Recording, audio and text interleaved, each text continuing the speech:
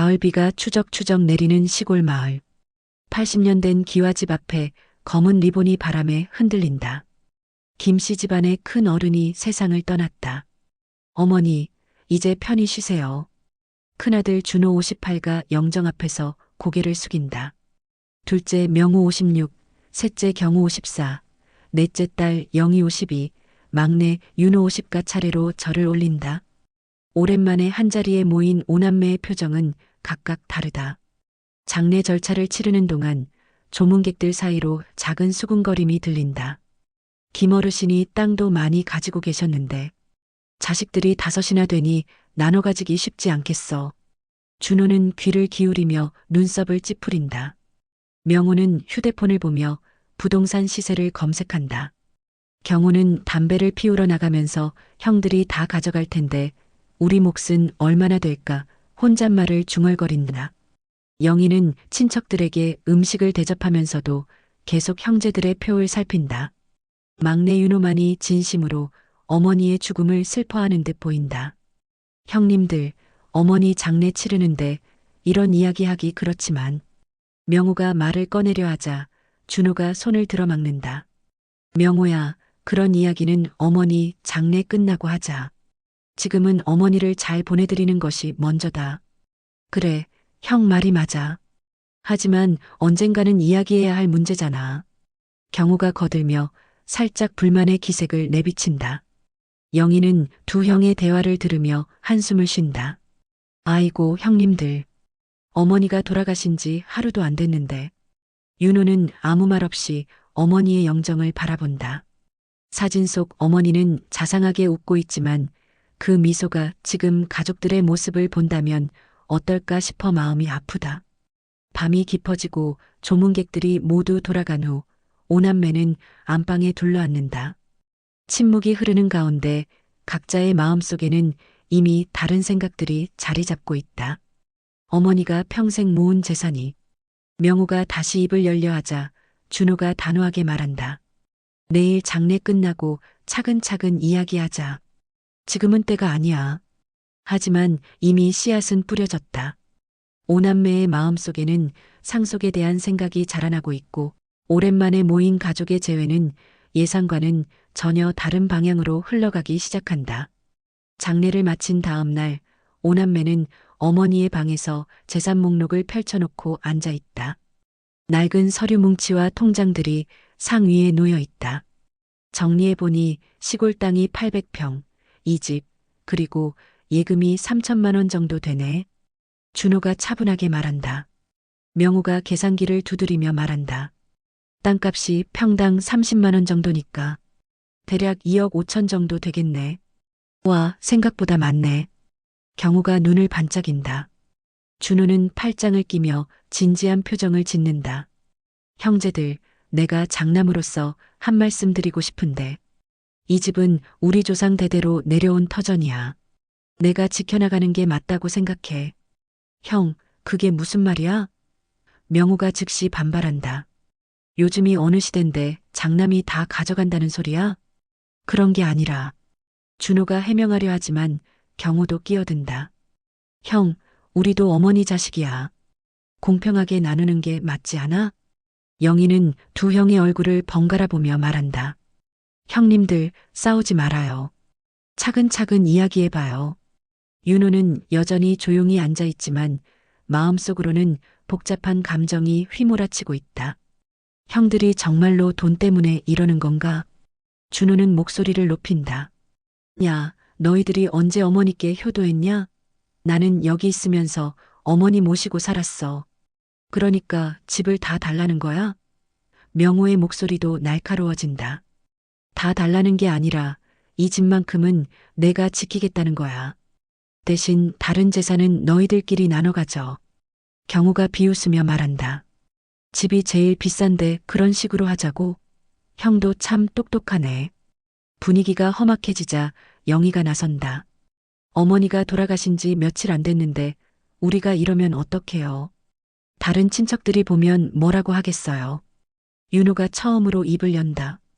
형님들, 저는 많이 바라지 않아요. 그냥 어머니 뜻대로 하면 안 될까요? 어머니 뜻? 준호가 의미심장하게 묻는다. 어머니가 뭐라고 하셨는지 너희들은 몰라. 명호와 경호가 동시에 준호를 쳐다본다. 형, 그게 무슨 뜻이야? 분위기는 더욱 무거워지고 오남매 사이에는 보이지 않는 균열이 생기기 시작한다. 어머니가 살아계실 때 형한테만 용돈 따로 주셨잖아. 명호가 쌓였던 불만을 터뜨린다.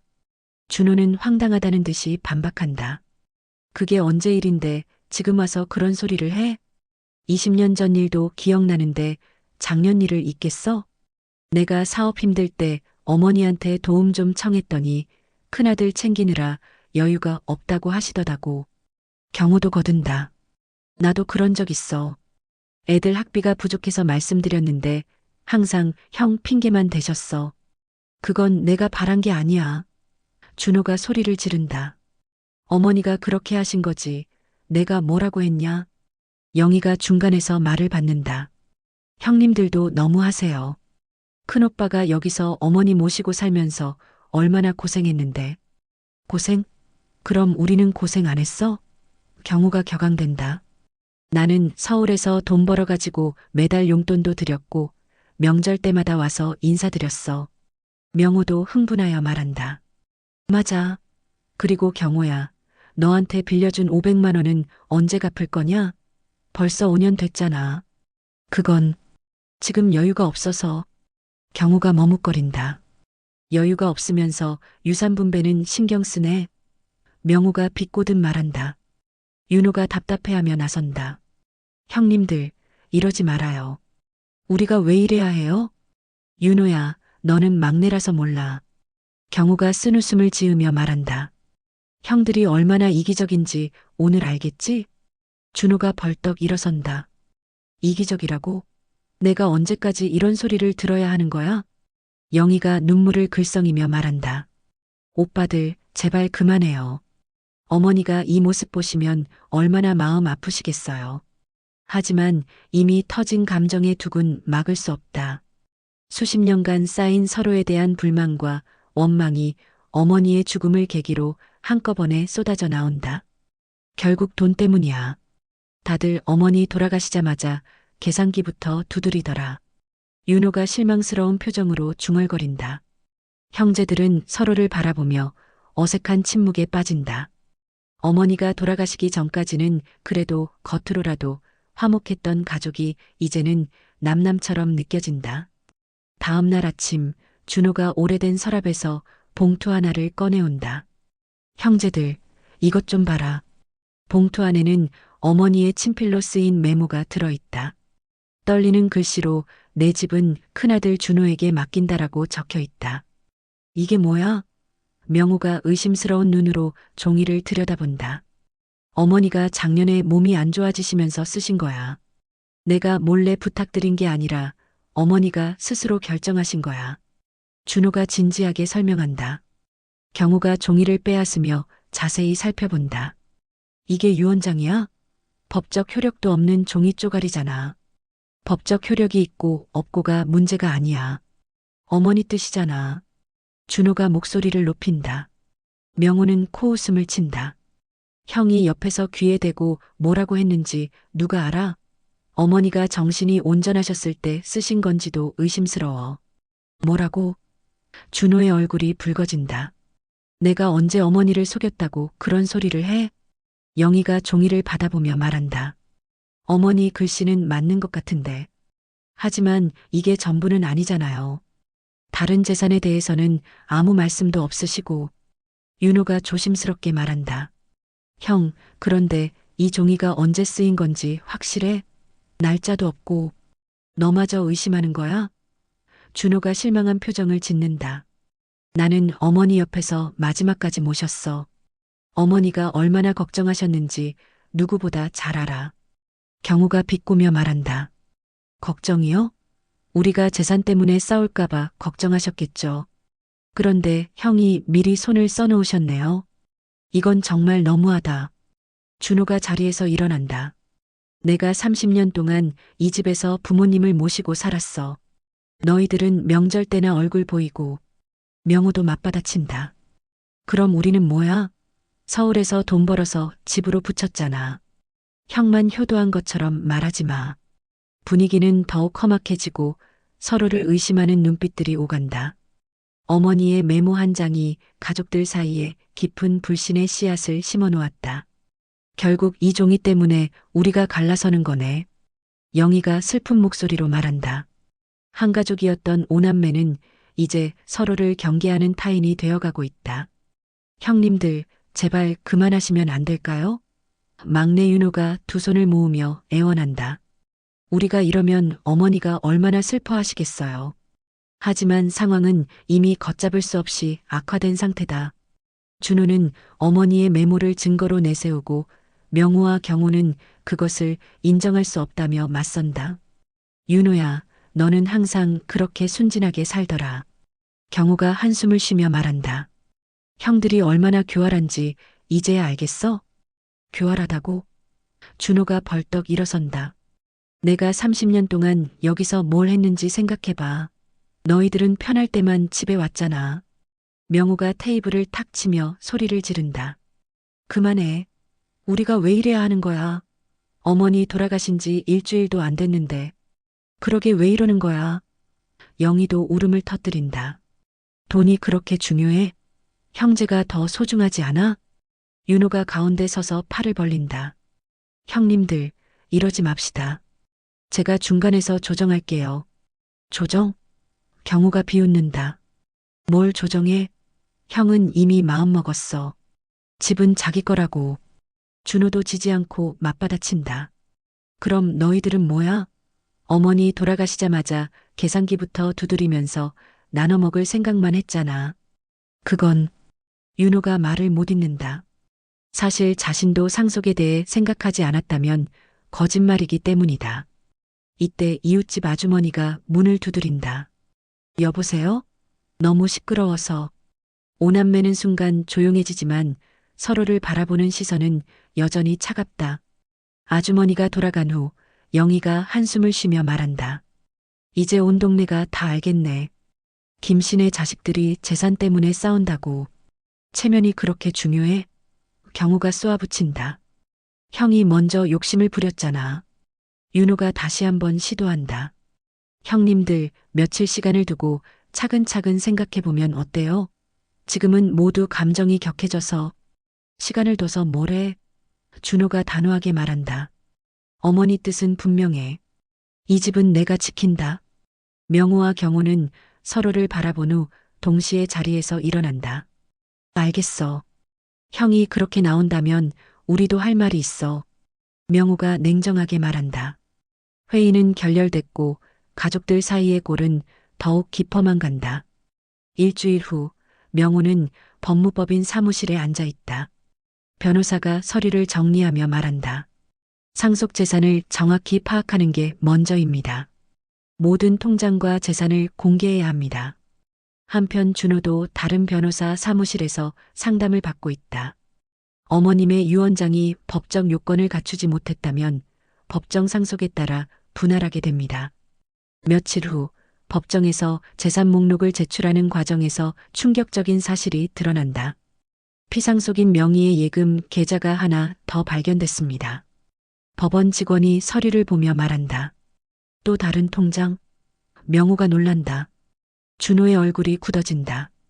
그 통장에 대해 알고 있었지만 형제들에게 알리지 않았던 것이다. 이 통장의 예금이 5천만 원입니다. 언제부터 존재했던 겁니까? 경호가 준호를 날카롭게 쳐다본다. 그건 어머니가 비상금으로 숨겨두신 거야. 준호가 어색하게 대답한다. 비상금? 명호가 코웃음을 친다. 그럼 왜 처음에 말하지 않았어? 까먹었어. 5천만 원을 까먹어? 경호의 목소리가 높아진다.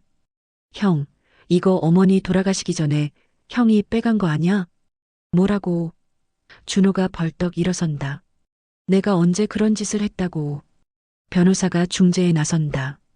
일단 은행에서 거래 내역을 확인해 보겠습니다. 며칠 후 나온 결과는 더욱 충격적이었다.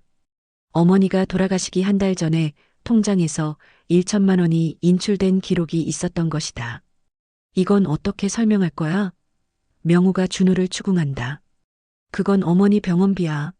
내가 개인적으로 쓴 게 아니라고. 준호가 억울해한다. 하지만 이미 형제들 사이의 신뢰는 완전히 무너진 상태다. 서로를 의심하고 의심받는 상황에서 가족이라는 끈은 점점 더 얇아져 간다. 영수증 있어? 경우가 차갑게 묻는다. 그건 준호가 말을 못 잇는다. 법정 다툼은 더욱 복잡해지고 가족의 상처는 깊어만 간다. 법정에서 나온 형제들의 얼굴은 모두 일그러져 있다. 몇 달간의 법적 공방으로 서로에 대한 원망만 쌓였을 뿐이다. 형, 정말 실망이야. 명우가 차갑게 말한다.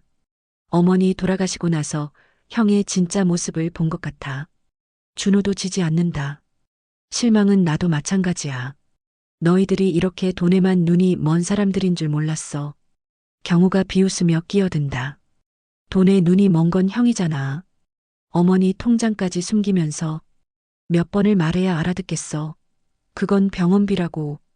준호가 소리를 지른다. 영희는 지쳐서 눈물을 흘린다. 오빠들, 이제 그만해요.